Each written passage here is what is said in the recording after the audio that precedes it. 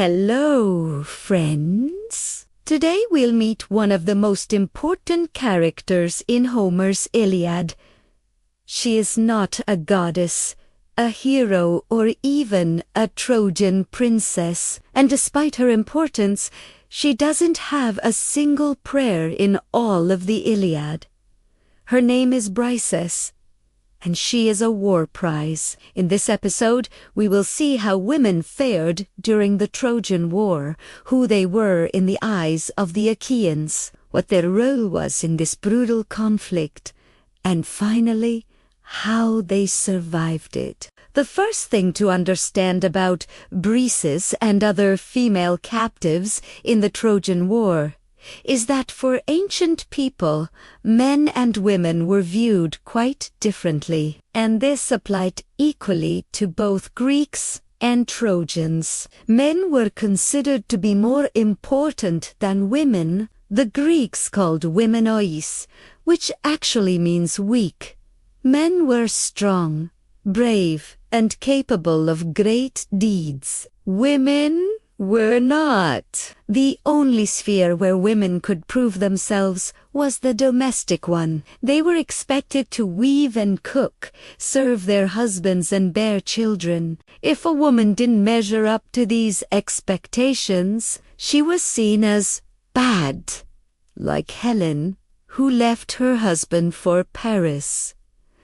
And if she did well, she was considered good. Like Penelope, who spent 20 years pretending to weave a shroud for her father and then patiently waiting for her husband's return from the Trojan War. So when the Achaeans came to Troy to take back Helen, there was never any question of letting women fight alongside them. It just wouldn't occur to them. That would be unthinkable. To a certain extent, however, the situation was different in Sparta. Here, women had more rights than anywhere else. Spartan women were known for their intelligence and sharp tongues, but even in Sparta, there were no priestesses among the women who went to Troy. Another important thing to keep in mind while talking about women in the Trojan War is the concept of kleos, which can be translated as glory or fame. For men, kleos was an essential part of life. It was something you achieved through your deeds, usually in battle, and it was something you passed on to your descendants. Women, however, were not allowed to pursue kleos. Their glory could only be achieved through their husbands and fathers. So, if you were a woman in ancient Greece, your life was pretty much predetermined. You married a man you probably didn't know, and whose social standing determined your own. Still, there were some ways to get around this fate. Some women managed to become famous through their beauty, like Helen or even Briseis. Others achieved kleos by acting as mediators between gods and men, like Cassandra, who could prophesy the future but was never believed. There are also the so-called Gawa women who voluntarily chose poverty and a life of wandering instead of marriage. Then there are the Hittite women who were technically free, but actually belonged to a kind of underground economy. They lived with male patrons and prostituted themselves. Finally, there were female slaves, odalisks, and they were the lowest on the social rungs. Now let's look at the Iliad and see how all of this worked out for the women of Troy. The story of the Trojan War begins with the quarrel between its main characters, Achilles and Agamemnon, and both of them fight over a woman, Briseis. Agamemnon has taken her as a concubine after sacking her city, and when Calchas says that the gods are angry with the Achaeans because of it, he is forced to return her to her family. This is where Achilles' anger comes into play. He wants Briseis for himself, and when Agamemnon refuses, Achilles withdraws from battle.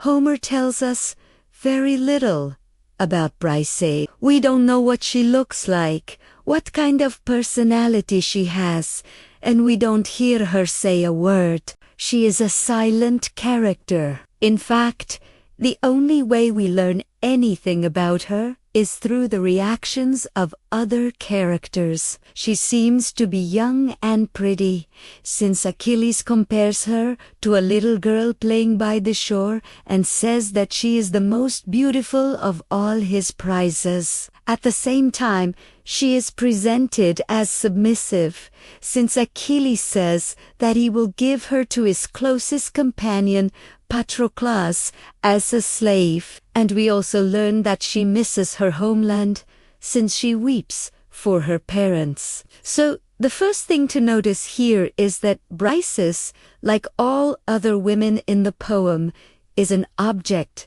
She is an object of desire for the men around her, but she herself isn't allowed to have any desires. Everything depends on what the men around her want, and in a way, this is the central theme of the entire Iliad. All the action in the poem is driven by the desires of men. Even the gods are constantly arguing over who gets to seduce whom. Like Zeus and Hera, or Poseidon and Amphitrite, human women are no better. Helen spends her time plotting with other Trojan women how to seduce the Achaean heroes and send them home. To do this, she uses her sexuality, but in doing so, she doesn't appear free. Instead, we find her trapped in her own beauty. Like all the other women in the poem, she is nothing more than an object of male desire. But why is that? Why does Homer present women as such passive characters? It might be tempting to blame him for being a product of his time, but that would be wrong. Homer wasn't a poet. He was a storyteller, and stories have always been about more than just transmitting information. They are above all a reflection of the society that created them. So when reading the Iliad, we shouldn't ask what Homer thought about women. Instead, we should ask how his audience viewed them. And there are several indications that the answer is not what we expect. During the funeral games, held in honor of the recently deceased, but there is a contest in which 4 pairs of young men compete against each other in wrestling, running, javelin, throwing, and horse racing, and it is Achilles who takes the reins in hand and drives the victorious chariot. But who does he let ride in his chariot? Not a young man, but a slave woman. This scene is a clear indication that the ancient Greeks were